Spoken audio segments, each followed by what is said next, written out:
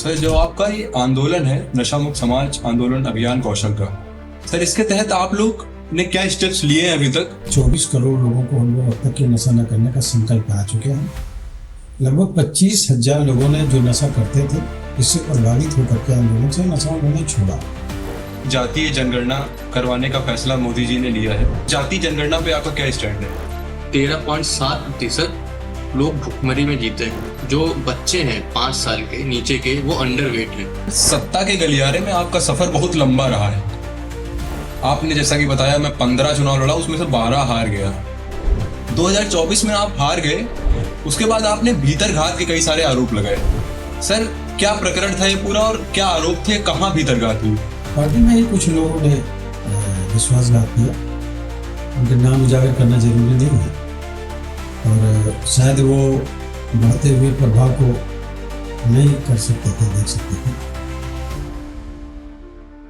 बेटा ही एक आकाश किशोर जी भी वो दोस्तों के चक्कर में पड़ करके नशा करता था। मुझे 4 साल बाद पता चला, क्योंकि नशा लोग चुरा के करते थे। और 19 अक्टूबर 2020 को उसकी डेथ हो गई। एक सांसद विधायक अगर अपने बेटे को नशे से नहीं बचा सकता तो कौन बचा पाएगा उनकी जिंदगी?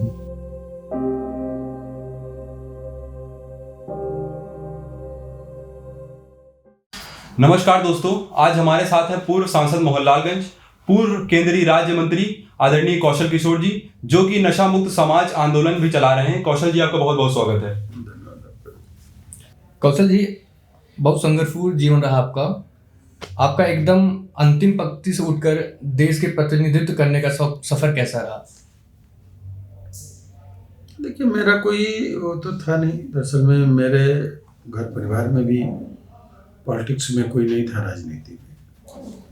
और मेरे पिताजी की मृत्यु 1981 में हो गई थी और माताजी की तो खैर अभी 2012 में हुई, तब मैं विधायक और मंत्री हो चुका था।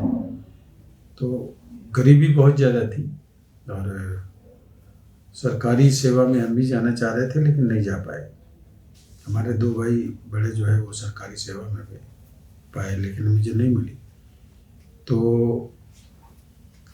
उसी को लेकर के जो है, चूँकि हमारे गांव में कुछ लोग कम्युनिस्ट पार्टी में थे, तो वो कभी कभी मीटिंग होती थी तो वो नारे लगाते थे, जब तो भूखा इंसान रहेगा धरती पर तूफान रहेगा, जो ज़मीन को जोते हुए वो ज़मीन का मालिक होवे, धन और धरती बट के रहेगी, भूखी जनता चुप न रहेगी।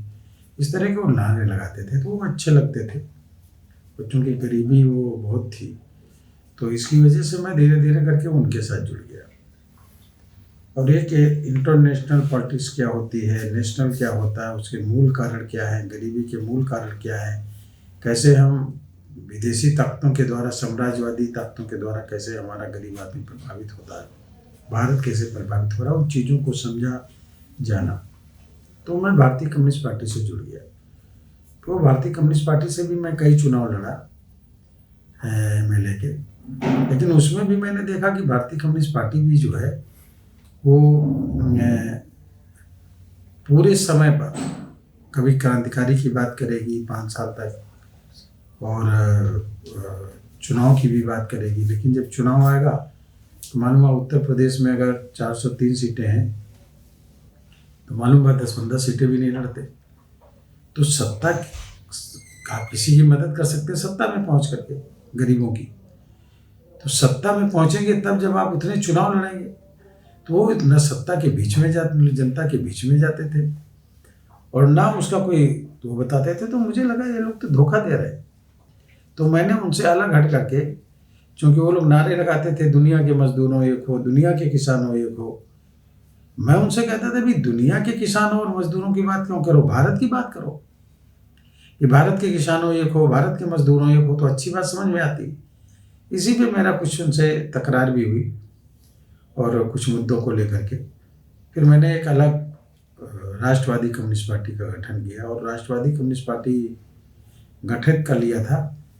और उसके बाद चुनाव में लड़ गया, चूँकि उसका रजिस्ट्रेशन नहीं आया था। तो 2002 में मैं मलियाबाद से 6 चुनाव हारने के बाद मैं निर्दलीय चुनाव जीता 2002 में 25,000 वोटों से 63,000 वोट पाकर। उत्तर प्रदेश सरकार में मैं राज्य मंत्री भी रहा श्रम का। तो उस चुनाव में भी मेरे 2,500 रुपये खर्च हुए। मेरे बड़े भाई टेकचंद जी थे, उन्होंने 2,500 रुपये नॉमिनेशन फीस में दिया था, वही लगा। सब जनता पैसा लगाती थी, वरना मेरी हैसियत चुनाव लड़ने की नहीं थी। आज भी अगर देखें तो मेरी चुनाव लड़ने की व्यक्तिगत हैसियत नहीं है, जनता है, लेकिन आर्थिक आधार पर नहीं है। आज भी जनता के बल पे ही हम लोग चुनाव लड़ते हैं। आज तो मेरी पत्नी भी विधायक है, वो भी जनता के बल पे है, जनता सपोर्ट करती है। तो इस तरह जो है राज्य मंत्री का जो मुझे श्रम राज्य मंत्री उत्तर प्रदेश में बना, माननीय मुलायम सिंह जी से मैंने एक लेटर लिखा, उनको बोला भी कि मजदूरों का शोषण बहुत होता है।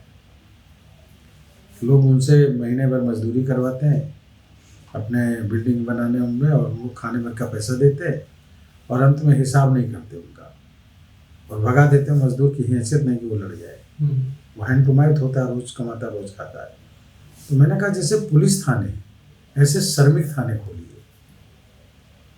तो इस पर उन्होंने नाराजगी कुछ जताई। तो फिर मैंने इन चीज़ों को लेकर, और अनुसूचित जाति की ज़मीन को 5 बीघे से कम है तो उसका, या ज़्यादा है तो परमिशन लेके लिखा सकते थे। उसके लिए एक बिल लेकर के आए, उसमें मैं विरोध किया।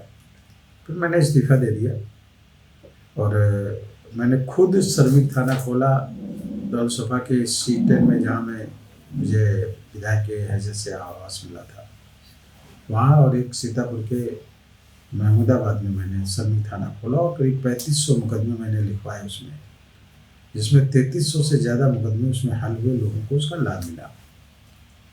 मैं चाहता हूँ कि लोगों को, उस समय भी मैं चाह रहा था कि लोगों को श्रमिक थाने खोले जाए, जिससे श्रमिकों का शोषण बंद हो। जो लोग उनसे काम करा लेते हैं उनको पैसा नहीं देते। तो इस तरीके से एक जो है धरना प्रदर्शन, उनकी पत्नी भी मेरे साथ जुड़ी रहती थी।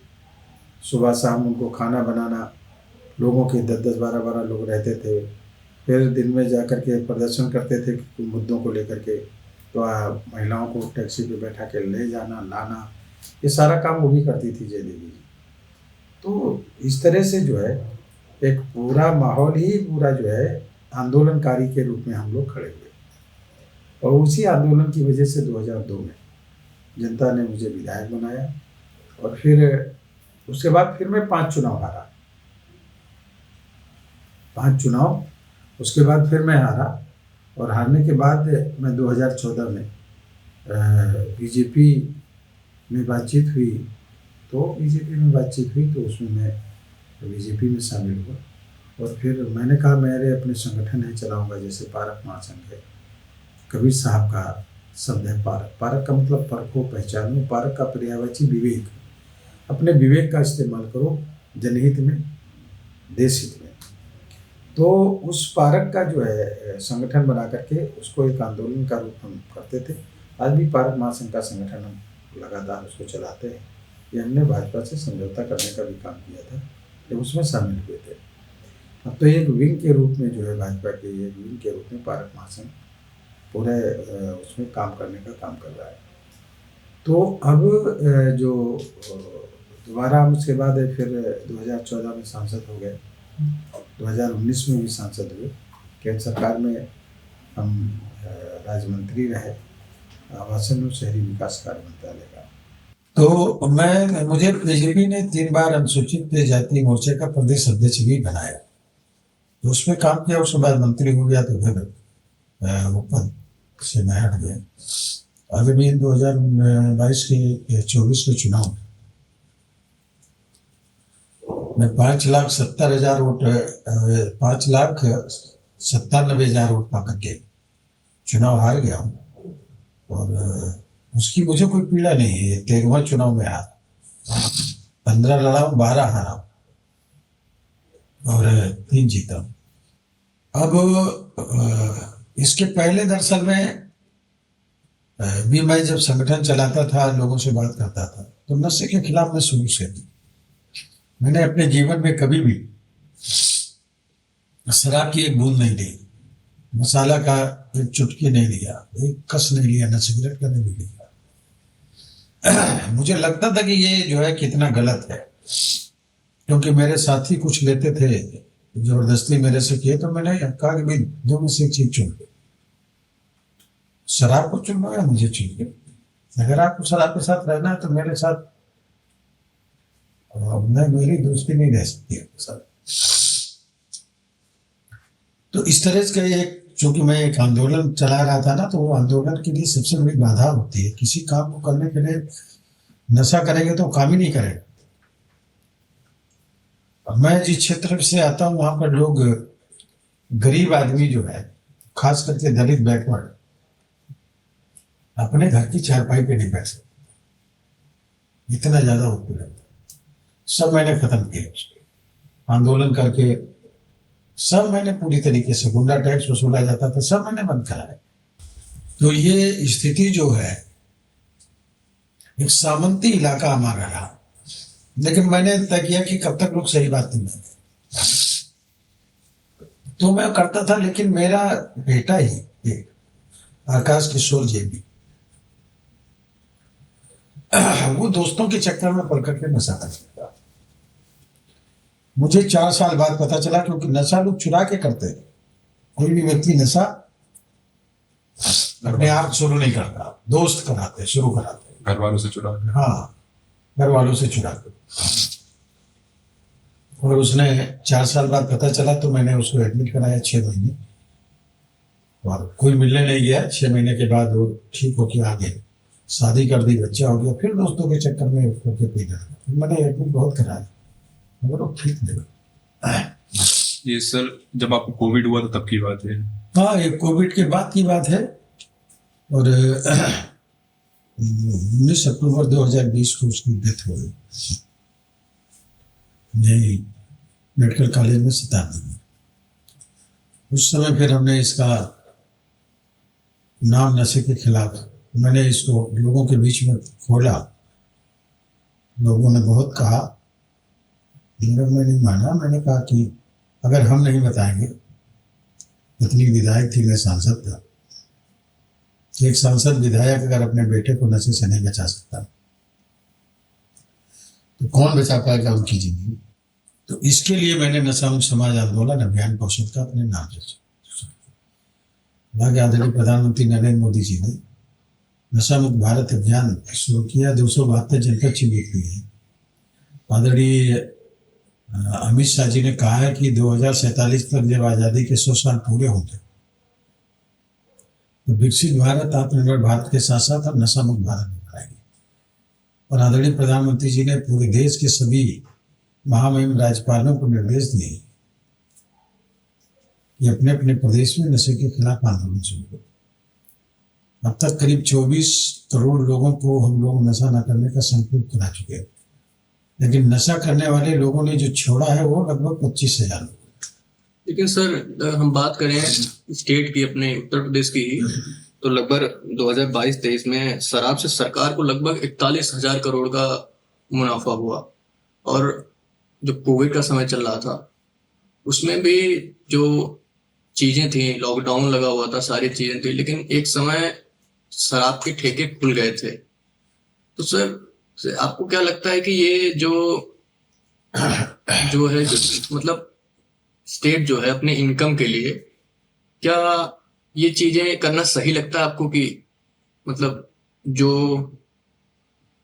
रेवेन्यू है स्टेट का वो ज्यादा जरूरी है या लोगों का जीवन सुरक्षा ज्यादा जरूरी है? देखिए, समझ का फर्क। गुजरात में 1960 से शराब से रेवेन्यू नहीं आ रहा, लेकिन वहां लोग भी शराब पीकर के मर रहे हैं। शराब पीते हैं, चोरी छीते, क्योंकि वो एडिक्ट है। 5 साल से ज्यादा हो गया, बिहार में शराब बंद हुई हुई, रेवेन्यू नहीं आ रहा, सरकार तो चल रही है, लेकिन लोग शराब पी करके लोग वहां भी मर रहे हैं बड़े पैमाने पे। वो शराब कहाँ से आ रही है? या तो खुद बनाते हैं वो लोग, जहरीली शराब वहां पहुंचती, जहरीली शराब बना करके लोग पी रहे, मर रहे हैं, या ला रहे बाहर से। ये मूल बात जो है, अगर रेवेन्यू की करें तो जितना रेवेन्यू आता है शराब से, उससे 3 गुना ज्यादा शराब की वजह से खर्च हो जाता है, कम से कम 3 गुना ज्यादा। नशा करने वाला, शराब पीने वाला आदमी या नशा करने वाला आदमी घर में झगड़ा करता है, मारपीट करता है, अपराध करता है, चोरी करता है, सब संपत्ति को उल्टा सीधा बेचेगा, कुछ नहीं मिलेगा, फिर गलत काम करेगा। फिर वो थाने में रिपोर्ट होगी, पुलिस को जो पैसा जा रहा है सरकार की तरफ से, उसी रेवेन्यू से तो जा रहा है, हमारे टैक्स और रेवेन्यू से उसी से जा रहा है। फिर वो हॉस्पिटल में जाएगा, इलाज होगा, उसी पैसे से, टैक्स से जा रहा है पैसा। फिर उसके बाद में अदालत में मैटर जाएगा, तो जजेस से लेकर के सरकारी वकील तक वो पैसा जा रहा है। तो 3 गुना ज्यादा पैसा जितना आता है रेवेन्यू से, 3 गुना ज्यादा पैसा नशेड़ियों की हरकतों पर खर्च होता है। लेकिन सर, तो अगर ऐसा है, इतना जब पैसा आने से ज्यादा चला ही जा रहा है, तो सरकार ये चीजें को कम करने की कोशिश क्यों नहीं नहीं, करती? बंदी कर रहे हैं। सरकार नहीं कर सकती है काम। सरकार के रोकने से, मैंने बताया ना कि गुजरात में 1960 से नशे नहीं होता, शराब बंद है। 5 साल पहले बिहार में बंद हुई। और ये घटना आपको मैं बता रहा हूं कि सबसे ज्यादा शराब से मौतें कब हुई पूरे देश में। 1977 में यहां पर जनता पार्टी की सरकार आई थी और 1980 तक रही, 2.5 साल। उस समय जनता पार्टी की सरकार ने नशा पूरी तरह बंद कर दिया, शराब पे रोक लगा दी। सबसे ज्यादा स्मगलिंग हुई, लोग कच्ची शराब और जहरीली शराब यूरिया खाद डाल करके बनाने लगे, भैंस को धोने वाले इंजेक्शन से शराब बनाने लगे। नेपाल वगैरह से बड़े पैमाने से शराब हमारे देश में सप्लाई होती थी। संजीवनी सुरा, जिसमें भी अल्कोहल मिल गया, वो एक बोतल लोग पी लेते थे। नशे के एडिक्ट लोग जब उनको शराब नहीं मिली तो वो शराब की जगह ब्रेड में मक्खन की जगह ग्रीस और आयोडेक्स लगा करके खाने लगे। और यहां तक कि जो है, जो नशे का एडिक्ट हो जाता है, आदी हो जाता है, उसको उसी चीज की जरूरत है। जैसे आपको चाय की तलब लगी तो चाय पियेंगे आप, भूख लगी तो आपको भोजन चाहिए, फिर हवा से काम नहीं चलेगा। उसी तरह जो नशे के आदी हो गए, उनको नशा नहीं मिलेगा। तो इस पीरियड में लोगों ने, कोरोना पीरियड में कुछ लोगों ने तो वो पी लिया सैनिटाइजर। हाँ, मेरे लड़के ने पी लिया था, जो लड़का मेरा खत्म हुआ, उसमें अल्कोहल मिला होता है ये समझ करके उसने सैनिटाइजर पी लिया और उसको आंख से दिखना कम हुआ, एडमिट कराया मैंने, मैं अपने लड़के की बात कर रहा हूं। तो सीधी सी बात मैं ये कह रहा हूं कि बचपन से बच्चों को सिखाया जाता है कि ये जहर है, इसको मत खाना, मर जाओगे। आग है, इसको मत पकड़ना, जल जाओगे। बिजली में करंट आता है, नंगा तार मत छूना, करंट मार देगा, मर जाओगे। जिन चीजों से डर पैदा हो गया मरने का, वो चीजें लोग नहीं छूते।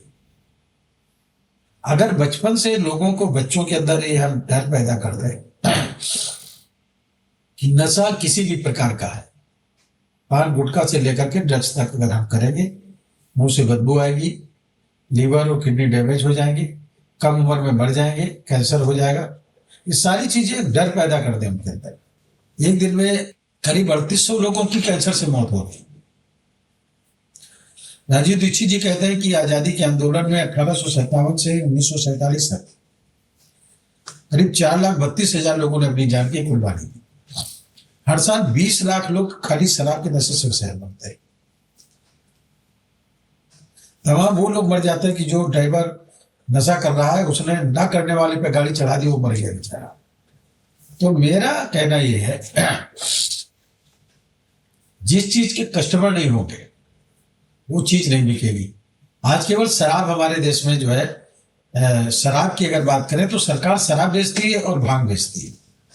ये 2 चीजें। गांजा, अफीम, चरस, कोकीन, ब्राउन शुगर, ड्रग्स, इसमें की इसकी तो कोई दुकान नहीं। लेकिन सर, इसके लिए बहुत लोग डिमांड कर रहे हैं, जैसे अपने पतंजलि के बाबा रामदेव जी हैं कि इसको लीगल करिए, हम इसको मेडिकल यूज के लिए, पर्पस के लिए यूज करेंगे।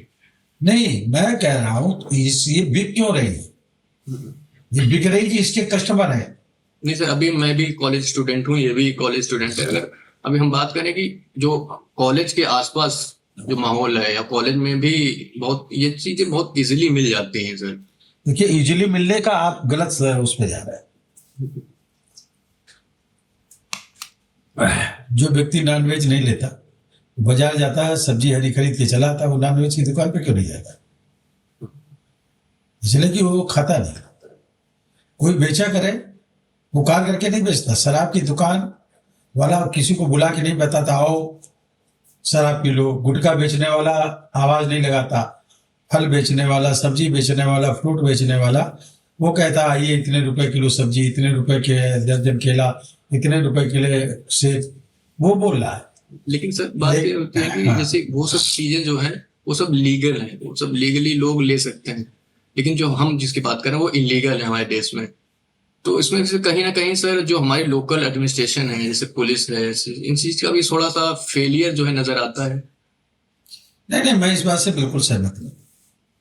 इसलिए कि ड्रग्स वगैरह सारी चीजें पकड़ी जाती है, शराब को लीगल किए हुए है। क्योंकि शराब का दुकानदार भी शराब नहीं पीता, जो शराब बेचता है वो नहीं पीता, जो बेच रहा है सेल्समैन वो भी नहीं पीता। उनको पता है कि कैसे। उनको पता है, और वो आवाज लगा के भी नहीं बोला, केवल लिखा होगा यहाँ शराब मिलती है, यहाँ ठंडी बियर मिलती है, वो खुद नहीं पी रहा है। इसका कारण क्या है? ये जागरूकता का अभाव है। वो बिजनेसमैन है, वो जहर बेच रहे हैं। ये लोग जो आप देख रहे होंगे ड्रग एडिक्ट्स हैं, नशे के एडिक्ट्स जो भी हैं, उनको जब वो नशा नहीं मिलता है तो अपना छेड़फाड़ करते हैं। मैं तो एक घटना बता रहा हूँ आपको हैदराबाद की। मैंने 2022 में मैंने कार्यक्रम दिल्ली के तालकटोरा स्टेडियम में किया। कार्यक्रम का जो मोटिव था वो था हिंदुस्तानियों नशा छोड़ो। 72 लोग आए मेरे पास हैदराबाद तेलंगाना से। उन्होंने बताया कि मेरे यहाँ लड़कियों को कोल्ड ड्रिंक में ड्रग्स मिला करके पिलाते हैं, लड़के की फंसाना चाहते हैं। तो ड्रग एडिक्ट हो, अब उनको वो कोल्ड ड्रिंक नहीं, वो वाली ड्रग्स चाहिए, ड्रग्स वाली वो चाहिए। कुछ भी करो मुझे दो। ऐसे में 100 से ज्यादा लड़कियां प्रेग्नेंट हो गई वहां। कुछ भी करो, हमको ड्रग्स दो। तो एक योजनाबद्ध तरीके से जो है एक साजिश है, इंटरनेशनल साजिश में इसको कह सकता हूं, हमारे देश की नई पीढ़ी को बर्बाद करने की। तो जिम्मेदारी किसकी बनती है? जिम्मेदारी बनती है जन आंदोलन की। इसलिए मैं सरकार से कोई डिमांड नहीं करता, मैं जन आंदोलन खड़ा करने की बात कर रहा हूं। नई पीढ़ी के लोग जो नशे के बारे में, जो बच्चा पैदा होता है माँ के पेट में है, जो माँ खाती है उसको उससे पोषण मिलता है। जब पैदा होता है, ये नेचर का नियम है, जैसे पैदा होगा माँ के दूध आएगा, माँ का दूध ही उसे कंप्लीट भोजन है, पानी की भी जरूरत नहीं, कम से कम 6 महीने।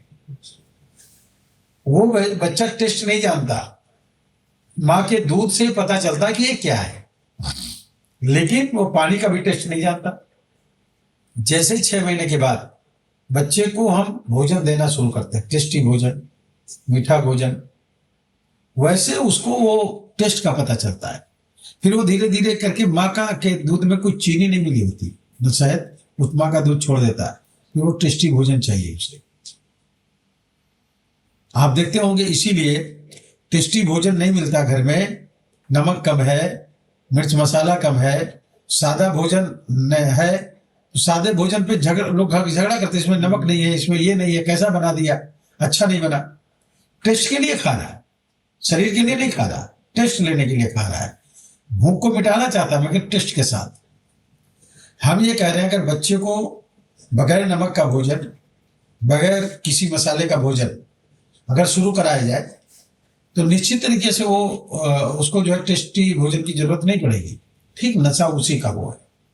नशे की जब शुरुआत किया तो भोजन से तो भूख लगती है, नशे से मानसिक भूख लगती है, दिमाग पे हमला करता है नशा। भोजन पेट से भूख लगती है, नशे से मानसिक भूख लगती है, शरीर को नोचने लगता है, नहीं मिलेगा बीपी हाई होगा, ब्लड सर्कुलेशन उसका वो हो जाएगा, कम पड़ेगा, टॉयलेट जाने में उसको परेशानी है, शरीर के अंग उसके धीरे धीरे नशे के अधीन हो जाते हैं, कमजोर हो जाते हैं। हमें स्कूलों में प्रेयर के समय और एक शिक्षा के पाठ्यक्रम में शामिल करके नशे से होने वाला शारीरिक नुकसान, किडनी लीवर डैमेज, मानसिक रूप से कमजोर, कैंसर के मरीज हो जाओगे, मुंह से बदबू आएगी, डर पैदा करना है। फिर आर्थिक नुकसान, सामाजिक पतन, मानसिक पतन, ये डर बच्चों में पैदा किया जाए, ठीक उसी तरीके से जैसे हम छोटा बड़ा ABCD पढ़ाने का काम करते हैं। ये जब उनके अंदर डर पैदा किया जाएगा तो निश्चित तरीके से फिर वो बच्चे आगे बढ़ करके नशे की तरफ से नहीं जाएंगे। लेकिन मैं एक स्कूल गया नशे के कार्यक्रम में, तो उन्होंने 1 महीना बाद बुलाया। 1 महीने बाद जब गया तो प्रिंसिपल ने भाषण दिया कि मैं खुद मसाला खाता था, मैंने छोड़ा है, तब मैं ये कार्यक्रम आपका करा रहा। अगर टीचर ही मसाला खाएगा, शराब पिएगा, गुटखा करेगा, वो कैसे समझाएगा?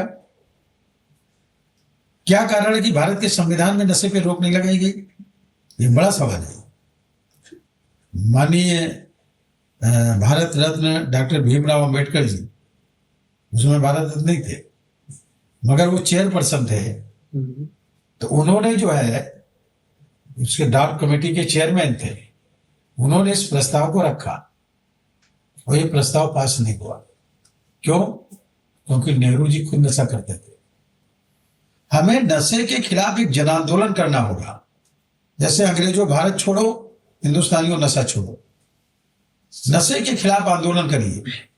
जनता, अगर लोग नशे के आदी हैं तो आप जंगल में शराब की दुकान खोलिए और शेर आता हो, उसमें कोई आदमी नहीं जाएगा, शराबी चला जाएगा।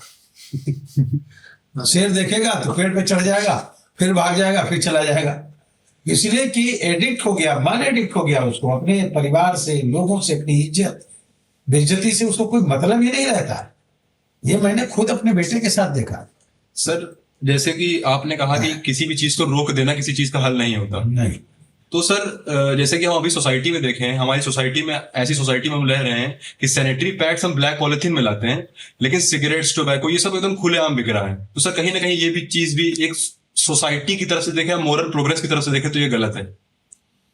देखिए, मॉरलिटी को स्कूलों में हम समझाएंगे, घर से लेकर के स्कूलों तक, तभी होगा। और नशा करने वाला व्यक्ति भी चाहता है कि मेरा बेटा नशा ना करे। जो गुटखा खाता है अपने 2 साल के बच्चे को क्यों नहीं खिलाता? शराब पीने वाला अपने 2 साल के बच्चे को शराब क्यों नहीं पिलाता? उसको ड्रग्स क्यों नहीं देता? उसको सिगरेट क्यों नहीं पिलाता? क्योंकि वो जानता कि मैं फंस गया हूं, मेरा बेटा, मेरी बच्ची इसमें ना फंसे। ये दोस्त जो है उसमें जो लोग, एक साजिश है। आप मान लिया कोई एक व्यक्ति भी है, मैं एक कौंसल की घटना बता रहा हूं, कौंसल की नहीं, यहाँ की आसियाना की। एक लड़का जो है वो पीता था, स्मैक लेता था, और उसने जो है पैसा खत्म हो गया, सब बेच डाला था घर का, किताबें ताबें। उसने कहा उधार दे दो। तो जो पैडलर है उसने कहा उधार नहीं देंगे, फ्री देंगे आप। अब जरा डिफरेंस समझिए आप। कहा उधार नहीं देंगे, फ्री देंगे। कहा फ्री कैसे दोगे? कहा 4 लड़कों को और अपने कस्टमर बना दो, या आप फ्री। किसको कस्टमर बनाएगा वो लड़का?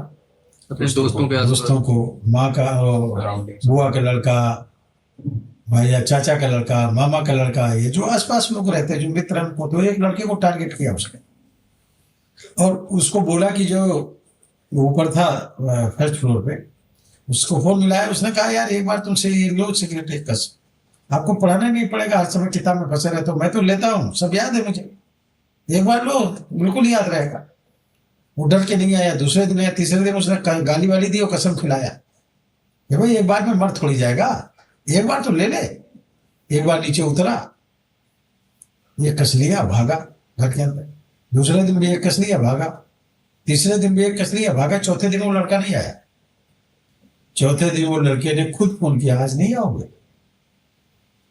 उसने कहा नहीं आएंगे, अपने पैसे से खरीद दिला देंगे। ऐसे वो लोग चेन टू चेन कस्टमर बनाने का काम कर रहे हैं। हमारा ये है कि ऐसे लोगों से, मैंने एक अभियान किया है शुरू। मेरी गलती है कि आज मेरी बहू एक विधवा है, तो मेरी गलती की वजह से, अगर मैं शादी नहीं अपने लड़के करता तो बहू नहीं होती। एक बच्चा हो गया, वो मेरा जो पोता है, ग्रैंडसन, वो आज बिन बाप का नहीं होता ही नहीं।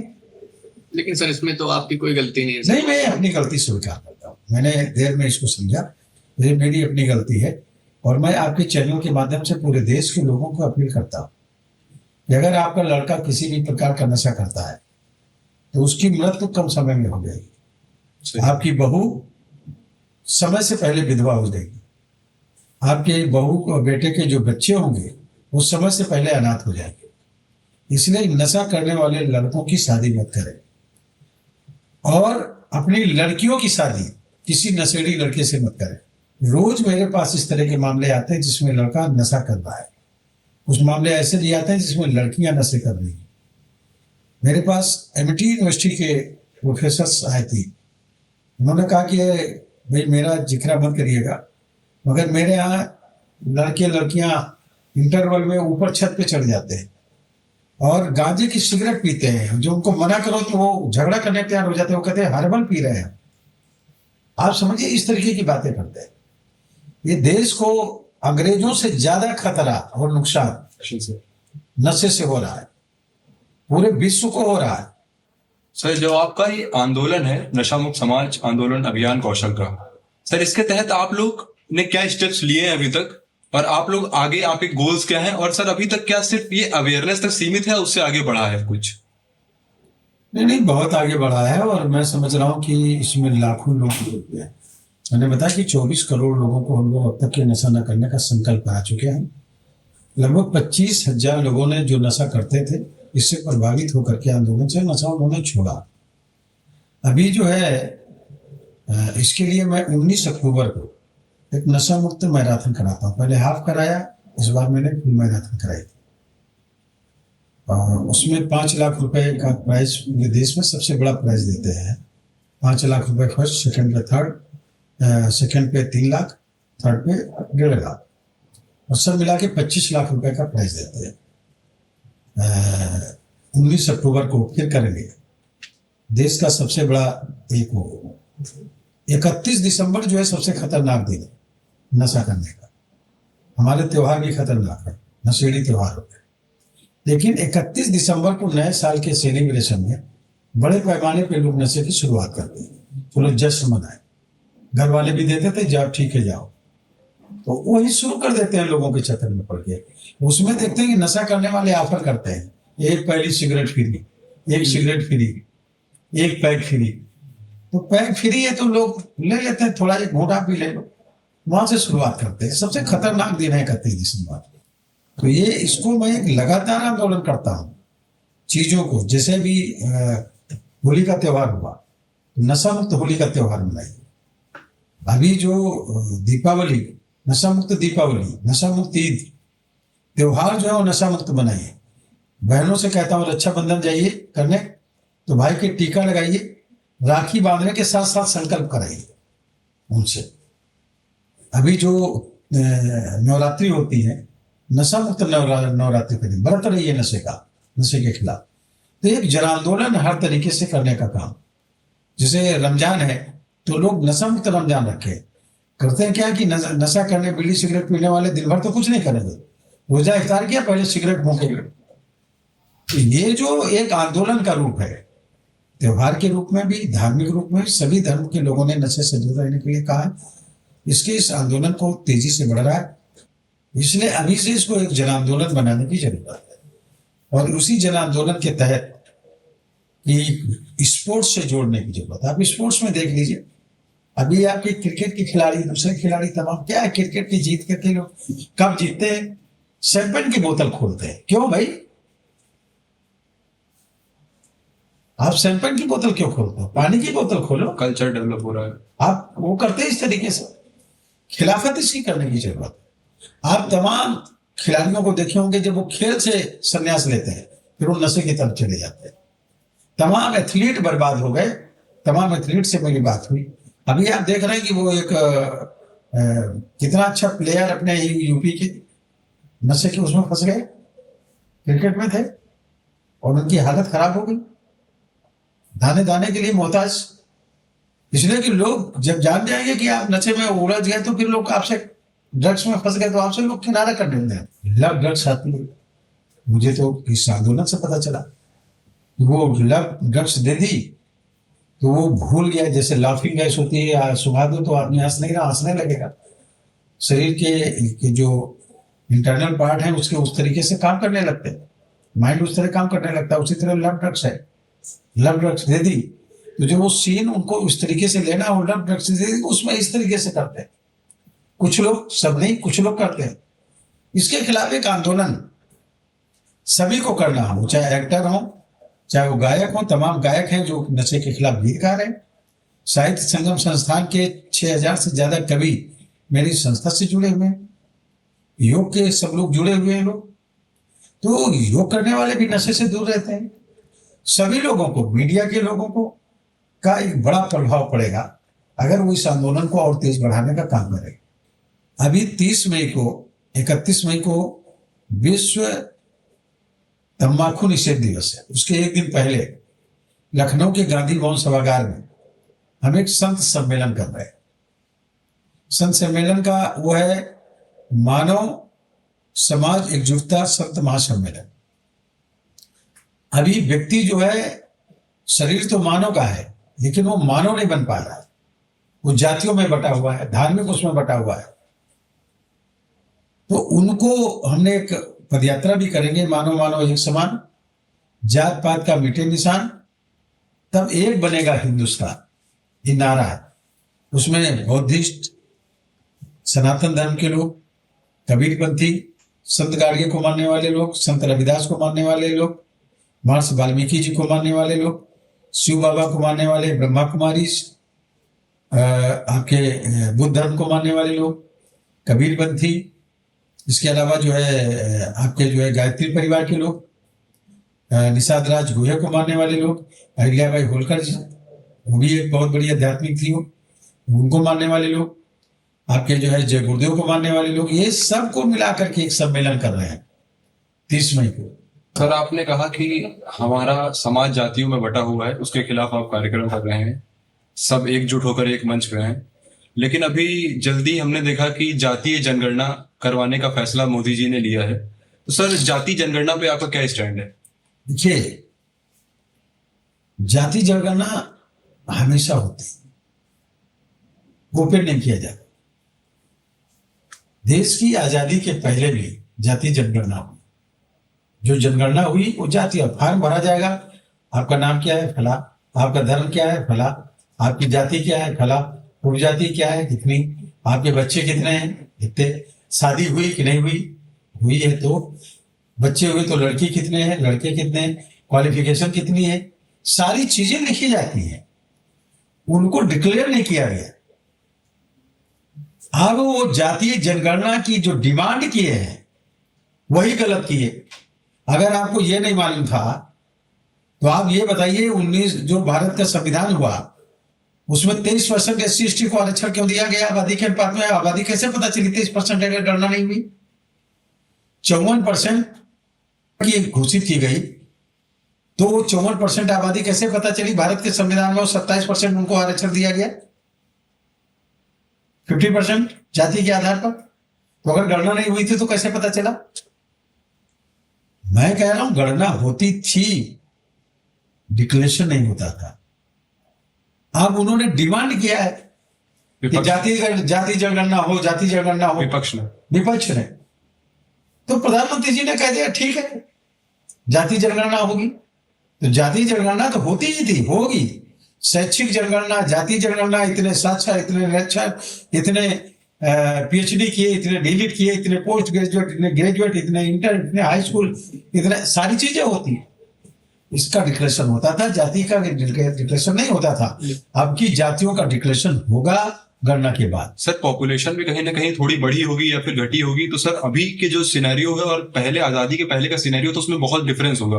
तो सर अभी जाति जनगणना अगर होगी तो अभी के हिसाब से हम उनको भागीदारी दे पाएंगे। सर ये भी तो एक महत्वपूर्ण बिंदु। मैं तो साफ तौर से बता रहा कि आज की तारीख में जब जाति जनगणना होगी तो 23% की जगह 30% शेड्यूल कास्ट निकलेगा।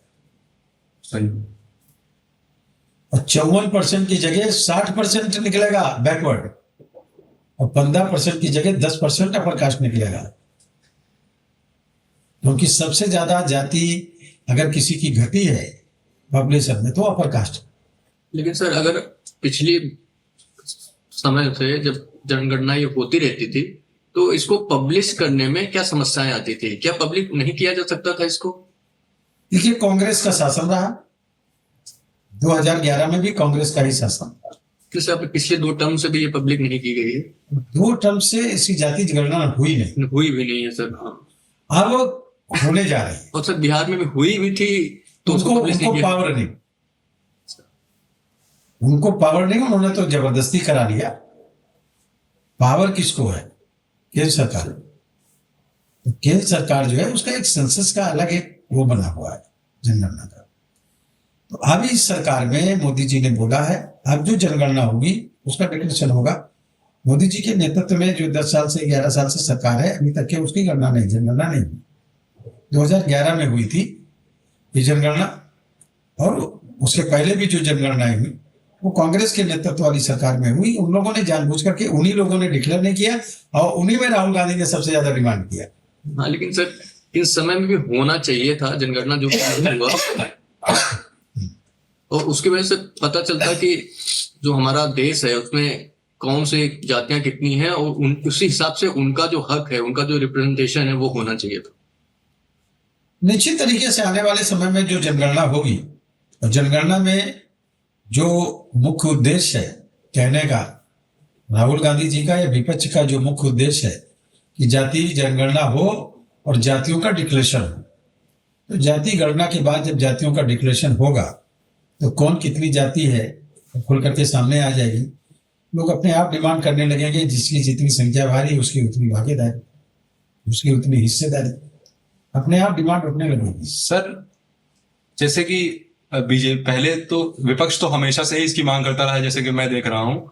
बीजेपी ने पहले, मोदी जी ने बोला कि हम एक रहेंगे तो सेफ रहेंगे, योगी जी ने बोला कि बटेंगे तो कटेंगे, और आपके नितिन गडकरी जी ने बोला कि जो जात की बात करेगा उसको मैं मारूंगा, ऐसा करके कुछ उनका एक बयान था। पड़ेगी लात। तो हाँ, पड़ेगी लात करके। तो सर बीजेपी का स्टैंड क्लियर नहीं रहा, उसके बाद अचानक से भी उन्होंने जाति जनगणना को मंजूरी दे दी। तो सर वो मैं जानना चाह रहा हूँ कि बीजेपी का मतलब ये 2 माइंडसेट कैसे आ गए कि मतलब पहले तो उन्होंने बहुत विरोध किया, फिर अचानक से उन्होंने बिना किसी प्री उसके तुरंत उन्होंने मंजूरी दे दी इसकी। देखिए, लगातार इसकी डिमांड विपक्ष करता चला आ रहा था, पार्लियामेंट में भी और बाहर भी। मोदी जी के खिलाफ एक ऐसा लगा, वो कह रहे थे कि जैसे मोदी जी जाति के विरोध में, यानी कि बैकवर्ड नैरेटिव सेट कर रहे थे, एक नैरेटिव सेट कर रहे थे। मोदी जी ने इसका डिक्लेरेशन कर दिया। अब मैं ये कह रहा हूं कि एक रहेंगे, सेफ रहेंगे, एकजुटता जरूरी है। इसलिए जब हम जाति में बटे रहते हैं, पूछा जैसे मेरे से किसी ने, कई लोगों ने पूछा आपका नाम क्या, मैंने कौशल, आगे क्या, मैंने कहा कौशल किशोर, मैंने और आगे बताइए, मैंने आगे कुछ है नहीं, आगे वो मेरी जात जानना चाहता है। जब तक जाति सूचक टाइटल लोग लगाते रहेंगे तब तक लोग इंसान नहीं बन पाएंगे, जाति विशेष के बन पाएंगे। बहुत लोग कहेंगे भाई कौन हो आप, मैं फला हूं, ब्राह्मण हूं। आप कौन हो, मैं क्षत्रिय हूं। आप कौन हो, मैं बैकवर्ड, मैं फला जाति हूँ, यादव, मौर्य, कार, काची, कुर्मी, लोधी, नाई, भोजी, साहू, तेली, दलित में पासी, चमार, धोबी, दारू, कोरी, कटे, अपनी अपनी जाति लोग बताने लगते हैं। जातियों में ही शादियां भी होती, लेकिन जो लोग इससे अलग हट करके जाते हैं वो इंटरकास्ट मैरिज भी करते हैं। अभी आदमी जो है वो जातीय बंधन में फंसा है, इंसान बनने की, मानव बनने की प्रक्रिया में है। इसलिए विवेकानंद जी ने बोला कि मैं उस भगवान की, उस ईश्वर की पूजा करता हूं जिसको मूर्ख लोग इंसान कहते हैं। सर एक चीज ये भी देखा जाता है कि हमारे समाज में जो जनरल है वो पढ़ा लिखा ज्यादा है और इसीलिए उसका जो की पोजीशंस है हमारे देश में, उसमें उसकी भागीदारी ज्यादा है, और जो हमारे बैकवर्ड्स हैं उनको थोड़ा शिक्षा से थोड़े वंचित रहे हैं, इसलिए उनको आरक्षण दिया गया था। ये उस समय की बात है जब संविधान बना। आज की तारीख में मैं आपको बता दूं कि पूरे देश में बैकवर्ड शेड्यूल कास्ट के लोग बहुत ही ज्यादा बुद्धिमान हैं। मैं एक घटना आपको बता रहा हूं कि 2 लड़कियां थी लखनऊ की, बाईकास्ट शेड्यूल कास्ट थी, और वो उनका सिलेक्शन होना था। तो एयर इंडिया में मेरे ही आवास में जाके रुकी थी पिताजी के साथ। तो उनको नहीं बुलाया गया, कॉस्ट किया था। 2 महीने बाद वो फिर मुझे मिली माँ। मैंने पूछा कैसे, उन्होंने कहा एयर इंडिया में मुझे बुलाया गया। मैंने आपकी कैसे बुलाया गया? तो उन्होंने कहा मैंने लिखा धर्म हिंदू, जाति सामान्य, बुला लिया, सिलेक्शन दिया गया। फर्राटे की अंग्रेजी बोलती थी। आप, मैं ये कह रहा हूं कि जो जातिवादी लोग बैठे हुए हैं वो लोग आगे नहीं बढ़ने देते। अभी आईटीबीपी में जो है, मैं होम कमेटी का मेंबर था। आईटीबीपी में 6000 लोगों की भर्ती थी। ये रिपोर्ट बता रहा हूं मैं। 6000 की भर्ती में शेड्यूल कास्ट को रिजर्वेशन नहीं दिया गया। रिजर्वेशन दिया जाता तो 1200-1250 लोग भर्ती होते। रिजर्वेशन न देने पे 2300 लोगों की भर्ती हुई। आज की तारीख में आप देख रहे हैं कि शेड्यूल कास्ट और बैकवर्ड में पढ़ाई पे सबसे ज्यादा ध्यान दे रहा है, सबसे ज्यादा ध्यान देने का काम कर रहे हैं लोग। अपने बच्चों को अच्छी तरीके से कम पैसे में भी पढ़ाने का काम करने का काम करते हैं। इसलिए अब आप देख रहे हैं कि आईएएस में एक लड़की ने, शेड्यूल कास्ट लड़की ने टॉप किया था। उसमें जब वो टॉप करके गई सबसे ज्यादा, तो उसका नहीं जनरल के तहत नहीं लिया जाएगा, शेड्यूल आपको रिजर्वेशन के तहत लिया जाएगा। ये क्या है? ये जातिवाद है, ये जातिवाद है। टॉप करने की बुद्धि किसी के बाप की बपौती थोड़ी है। सर, सत्ता के गलियारे में आपका सफर बहुत लंबा रहा है। आपने जैसा कि बताया, मैं 15 चुनाव लड़ा, उसमें से 12 हार गया। सर, मैंने कहा ये एक अच्छी बात है, आप हार को स्वीकार कर रहे हैं। मैं खुद मोहनलालगंज का वोटर हूं, इसीलिए मेरी दिलचस्पी थोड़ी ज्यादा है जानने में। 2024 में आप हार गए, उसके बाद आपने भीतरघात के कई सारे आरोप लगाए। सर, क्या प्रकरण था ये पूरा, और क्या आरोप थे? कहां भीतरघात हुई, कहां पे हार का सामना करना पड़ा? ये मेरी अपनी खुद की टीम है। मैंने डबल बस्ते पार्टी के बूथ अध्यक्षों को भी भिजवाए और अपनी टीम को भी भिजवाए, बस्ते लगे। पार्टी में ही कुछ लोगों ने विश्वासघात किया। उनके नाम उजागर करना जरूरी नहीं है, और शायद वो बढ़ते हुए प्रभाव को नहीं कर सकते थे, देख सकते थे। क्योंकि मैं तो एक जनरल आदमी हूँ। आप देखते हो कि बाहर बैठा हूँ तो मैं उसी से कुर्सी उठा के मैं भी बैठ गया। जब मिनिस्टर था तब भी, सांसद था तब भी। जनता और अपने बीच में कोई डिफरेंस नहीं। दूसरा, ये भीतरघात भी था। भीतरघात नहीं होता तो मैं चुनाव नहीं हारता। उसके बाद में आरक्षण का जो मुद्दा छेड़ा गया, वो भी एक गलत मुद्दा था। और उसको कि मोदी जी आएंगे तो आरक्षण खत्म कर देंगे, 10 साल में नहीं खत्म किया और मजबूत किया उन्होंने। संविधान खत्म कर देंगे। ये योजनाबद्ध तरीके से पैसा दे करके, और 10-10 हजार, 8,500 रुपये खटाखट मिलेंगे महिलाओं को हर महीने। इसका भी जो प्रचार प्रसार किया गया, उसका भी बुरा असर पड़ा। उसमें लोगों ने हमारे पार्टी के कई लोगों ने खुल करके विरोध किया, खुल करके। उनके लोगों के नाम मैं नहीं बताना चाहता, लेकिन उन्होंने कहा कि इनको हरा दो। तो पार्टी में कोई बड़ा व्यक्ति कहेगा कि इनको हरा दो, जिम्मेदार आदमी कहेगा कि इनको हरा दो, तो वो चुप्पी मार जाएंगे। जो काम करना चाहिए था वो काम नहीं किया। सर, किसी को हराना एक बड़े लेवल का ही काम हो सकता है सर। मतलब निश्चित तरीके से हराने में कुछ लोगों की एक अहम भूमिका थी, और मैं समझ रहा हूं कि उस विषय पे, क्योंकि मुझे हारने का बहुत अनुभव है, तो मेरे ऊपर ज्यादा इसका कोई प्रभाव नहीं पड़ा। मैं लगातार फिर आंदोलन कर रहा हूँ और कर रहा हूँ। पार्टी के प्रति पूरी तरीके से समर्पित हूँ, और मोदी जी के किए गए कार्यों को, एक लोग भले देवतुल्य लोगों को कार्यकर्ता कहते हो, मैं कह रहा हूँ कि मोदी जी ने जो कर दिया, दुनिया में कोई नहीं कर सकता। 80 से 81 करोड़ लोगों को मुफ्त में राशन देना। लोग भीख मांगते थे भोजन के लिए, मांगता हुआ नहीं दिखता। कोई जबरदस्ती मांग रहा हो अलग बात, पैसा हो जिसी का भीख मांगना, वो भले मांग रहा हो, वरना भूख की वजह से कोई रोटी नहीं मांग रहा। सबको भोजन मिल रहा, इलाज फ्री में मिल रहा, लोगों को आवास मिल गया, लोगों को घर मिल रहे हैं। गांव गांव में पानी की टंकी लगा के घरों तो पानी पहुंचाया जा रहा, किसानों के खाते में पैसा जा रहा। अद्भुत अद्भुत काम। आज डॉक्टर अम्बेडकर होते तो यही करते। डॉक्टर अम्बेडकर ने कहा था, हाथ फैलाकर मांगने वाले नहीं, हाथ बढ़ाकर देने वाले बनो। मिशन डॉक्टर अम्बेडकर का पूरा करने का काम आदरणीय प्रधानमंत्री नरेंद्र मोदी जी कर रहे हैं। लोहिया जी का मिशन पूरा करने का काम कर रहे हैं। अंतिम व्यक्ति के चेहरे पे मुस्कान, जो भूखा है उसको भोजन मिल रहा है, चेहरे पे मुस्कान आएगी। जिसके पास घर नहीं आवास मिल जाएगा, चेहरे पे मुस्कान आएगी, वो मोदी जी करने का काम कर रहे हैं। इसके अलावा देखें तो पंडित दीनदयाल उपाध्याय जी का भी अंतिम अंत्योदय, उसको भी पूरा करने का काम कर रहे हैं। तो मोदी जी ने जो कर दिया, कितनी एक बड़ी ताकत के रूप में खड़ा करने का काम किया। हम 2014 के पहले कमजोर भारत थे, आज ब्रह्मोस मिसाइल रूस से मिलकर के हमारे देश में बन रही। दुनिया में 2 ही जगह, रूस और अमेरिका के पास ऐसी मिसाइल है जो 10 मीटर ऊपर केवल उड़ती है और टारगेट को हिट करती है। अमेरिका और चीन के पास भी नहीं है। टोनी ब्लेयर ने क्या बोला, पूर्व प्रधानमंत्री इंग्लैंड के, कि भारत वो भारत नहीं रहा पहला जैसा कमजोर भारत, ताकतवर है। अब चीन और अमेरिका के बाद लोग भारत पर विश्वास करने का काम कर रहे हैं कि भारत की इस समय जो 6.8 उसकी जो प्रोग्रेस है वो बढ़ती चली जा रही है। तो लगातार जो हम आगे बढ़ने का काम मोदी जी के नेतृत्व में कर रहे हैं, तो पूरा उनका एक टारगेट है भारत को दुनिया का सबसे आत्मनिर्भर भारत।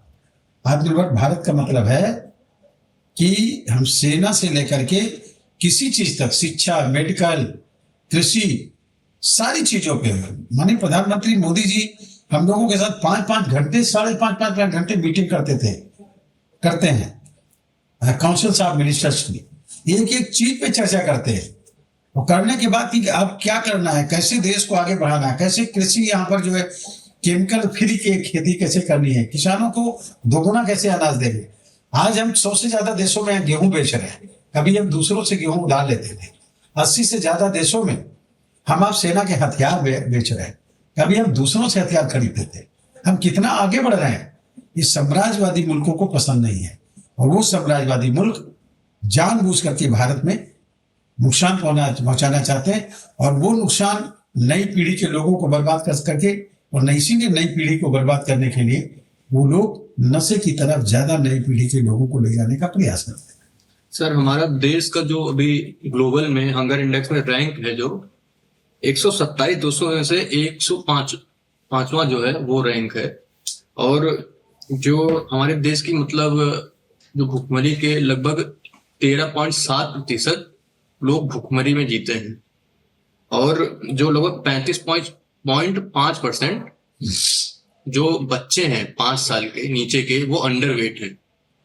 तो सर, अभी आप कह रहे थे कि हमारे लगभग जो हमारे प्रधानमंत्री मोदी जी हैं, उनके नेतृत्व में हम लोग जो लोगों को राशन प्रोवाइड करते हैं, उसकी वजह से काफी चीजें सही हो गई हैं पहले के मुकाबले, लेकिन अभी भी ये सब चीजें बहुत सही नहीं हो पाई हैं, मुझे लगता है। आपने इधर 5 साल 7 साल में आपने एक भी घटना नहीं सुनी होगी कि भूख से व्यक्ति मर गया। रिपोर्ट गलत, एक भी व्यक्ति भूख से मर गया। मैं लखनऊ की घटना बता रहा हूं कि मैं तो जानता हूं कि ये हुसैनाबाद से लेकर के तो हजरतगंज तक एक विशेष संप्रदाय की मुस्लिम बुजुर्ग महिलाएं भीख मांगते हुए नजर आती थी। जब से राशन फ्री हुआ, पहले 2 रुपए किलो गेहूं, 3 रुपए किलो चावल हुआ था। एक भी महिला को, मुझे कोई एक आदमी भूख भीख मांगते हुए नहीं दिख रहा। जो भूख की वजह से मांगते थे वो नहीं दिख रहा। रिपोर्ट गलत है।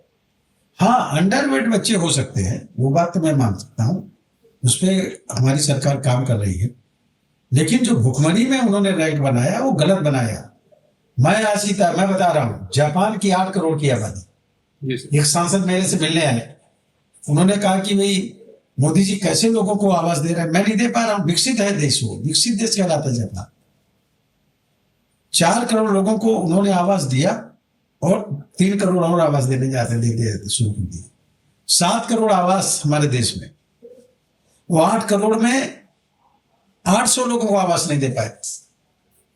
उन्होंने बताया कि मैं तो 100 लोगों को आवास नहीं दे पा रहा हूं, मोदी जी कैसे दे रहे हैं। तो मोदी जी की जो इच्छा शक्ति है वो काम करने की, और वो विकसित भारत में गिना जाएगा। हमारा देश विकसित भारत में नहीं गिना जाएगा, क्योंकि जो फाइल बनाने वाले लोग हैं जो ये आंकड़े बनाने वाले लोग हैं वो कौन है?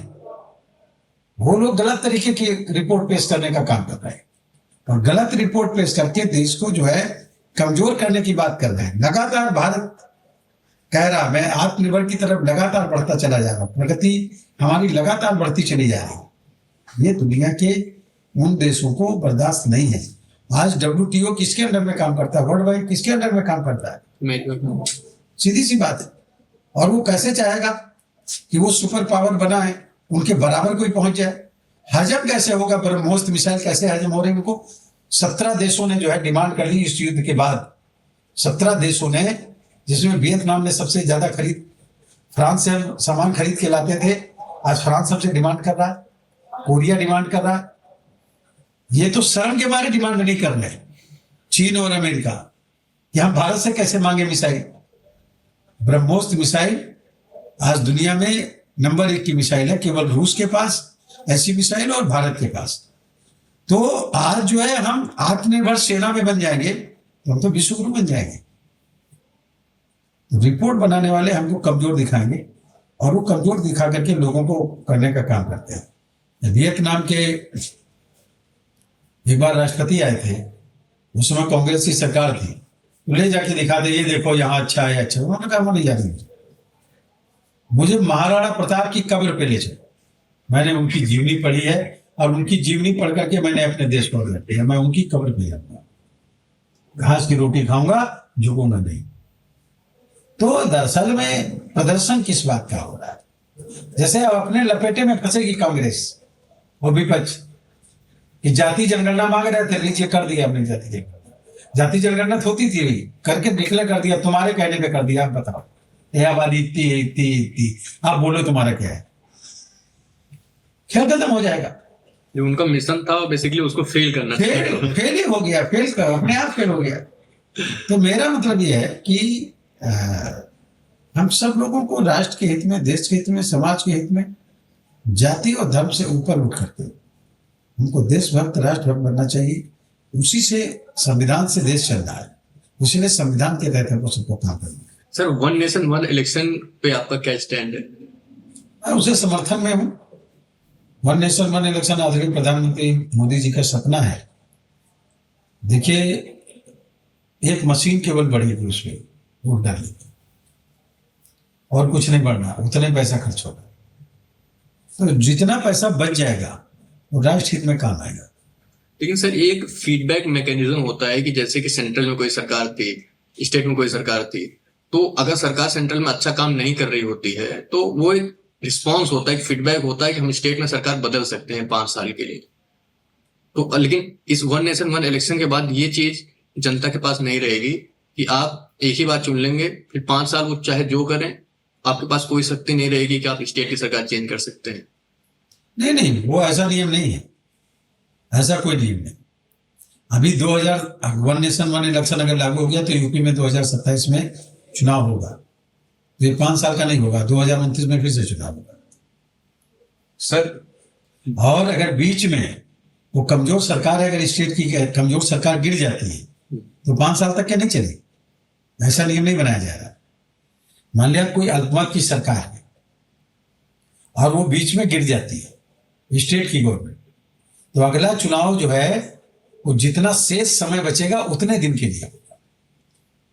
लेकिन सर, इसमें आपको ये नहीं लगता कि जो रीजनल मुद्दे हैं, जो स्टेट के छोटे छोटे मुद्दे हैं, जैसे नाली, बिजली, घर और ये भी जो बेसिक मुद्दे, ये सब छुप जाएंगे सेंट्रल के मेन मुद्दों के? क्षेत्रीय दलों पे बहुत क्षेत्रीय दलों का प्रभाव केंद्र पे पड़ेगा। समझ रहे नहीं समझ रहे? जैसे कि होता यह है कि लोग इसमें क्षेत्रीय दल और क्षेत्र की जो स्टेट की जो समस्याओं को लेकर के जो है स्टेट गवर्नमेंट बनाने का, उसका प्रभाव ज्यादा हावी रहेगा। इसलिए लोग समझदार भी बनेंगे, केंद्र में किसको लाना है, प्रदेश में किसको लाना है, ये तो ऑप्शन है उसके पास। ये थोड़ी है कि नहीं आप जिसको केंद्र में दे रहे हैं उसी को उसको दे रहे हैं। ये तो है नहीं कि जो बटन वहां दबाया वो वहीं दबा दो, ऐसा कोई नियम नहीं है। आप देखें, त्रिस्तरीय चुनाव होता है पंचायत का, लोकल बॉडी का, नगर निकाय का चुनाव होता है, तो वो तो होते ही हो सर, सभासद चुने जाते हैं और मेयर चुना जाता है। तो मेयर पूरे उसमें जीत करके आता है, उसको ज्यादा वोट मिलता है, सभासदों को कम वोट मिलता है, कम से चुन करके आते हैं। उसी तरह त्रिस्तरीय लोकल बॉडी के चुनाव होते हैं, पंचायत के चुनाव, उसमें 4 वोट पड़ते हैं, पंच का, प्रधान का, बीडीसी का और जिला पंचायत का। और अपना वो जिला पंचायत भी निर्दलीय चाहते तो निर्दलीय चुन लेते हैं, पार्टी से होगा तो पार्टी चुन लेते हैं। और उसमें आपको मैं बता दूं कि वो पार्टी लेवल पे नहीं होता, वैसे होता है, उनको जो है निर्दल सिंबल लेना होता है। चारों के चारों बैलेट पेपर याद रखते हैं कि इसको पंच बनाना है, इसको बीडीसी बनाना है, इसको प्रधान बनाना और इसको जिला पंचायत सदस्य बनाना है। जनता इतनी जागरूक हो गई है, इसका कोई प्रभाव पड़ने वाला नहीं। सर अभी हम देखें तो जैसे कि अभी चुनाव होते हैं तो इतनी सारी दिक्कतें, एक चुनाव में इतनी सारी दिक्कतें होती हैं। अभी अब चुनाव हुआ अभी 2024 में, हमने देखा कि वोटर्स की लंबी लंबी लाइंस लगती हैं और सुरक्षा व्यवस्था, हमारी प्रशासनिक व्यवस्था, एक चुनाव में हम इनको देने में सक्षम नहीं हो पाते हैं। और अभी चंडीगढ़ की घटना आप देख लीजिए, अभी चुनाव में मेरे साथ खुद हुआ, हमारे गांव में हम जो ईवीएम था उसमें कुछ खराबी हो गई, तकनीकी खराबी थी, तो बहुत देर तक वोटिंग हुई, फिर शाम को बहुत सारे वोटर वंचित रह गए वोट डालने से। तो सर अगर सारे चुनाव साथ में होंगे तो सर ये सब व्यवस्था कैसे सुनिश्चित करेगी सरकार? सारे चुनाव का मतलब केवल एमपी और एमएलए के चुनाव, 100 दिन के भीतर वो वाले भी चुनाव होने हैं और लोकल बॉडीज। नहीं, एमपी और एमएलए के चुनाव एक साथ होंगे, उनके चुनाव की अलग स्ट्रेटजी है। ये एमपी और एमएलए के जो चुनाव है, विधानसभा और लोकसभा, इन चुनाव को केंद्रित करने का कार्य किया गया है। तो सर ये तो एक चुनाव, एक राष्ट्र एक चुनाव हुआ ही नहीं फिर, क्योंकि वो चुनाव अलग है, लोकल बॉडीज, ये चुनाव अलग हाँ, है। तो लोकल बॉडी एक अलग स्थिति है। लोकल बॉडी कहीं कहीं पे देखिए जो त्रिस्तरीय चुनाव होते हैं, पंचायत के चुनाव, कहीं कहीं पूरे इस देश में, कहीं कहीं किसी किसी स्टेट में वो उस पे होते हैं सिंबल पर, पार्टी सिंबल पर, और कहीं कहीं जो है वो जनता के द्वारा निर्दलीय के रूप में होते हैं। और यहाँ लोकल बॉडी में आप देख रहे हैं कि जो चुनाव होते हैं नगर पंचायतों में, वो पार्टी सिंबल पे होते हैं, गांव पंचायत के पार्टी सिंबल पे नहीं होते हैं। ये बेसिकली जो चुनाव है ये एमपी और एमएलए को देता है। धन्यवाद दोस्तों। आज हमारे साथ थे कौशल किशोर जी, जो कि नशा मुक्त अभियान चला रहे हैं। इनकी बातें हमने सुनी और आप भी इन सब अभियानों से जुड़ सकते हैं, अपने बच्चों को नशे की लत से बचा सकते हैं। और काफी अच्छा अभियान है इनका, हमें बात करके बहुत अच्छा लगा। तो अब मिलते हैं अगले एपिसोड में एक नए गेस्ट के साथ, तब तक के लिए धन्यवाद।